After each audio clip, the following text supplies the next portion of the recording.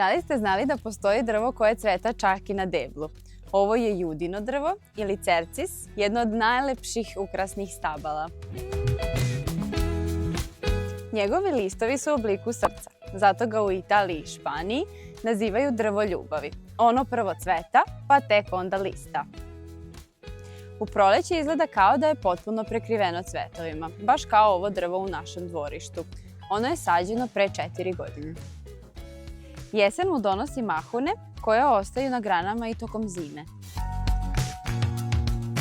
Savršen je izbor za dvorišta, parkove i gradske ulice, a leptiri i pčele obožavaju njegove cvetove.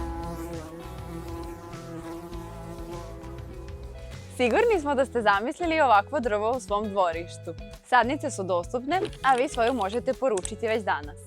Judino drvo je simbol ljubavi i proleća, a vi nam pišite u komentaru gde biste zasadili jedno takvo drvo.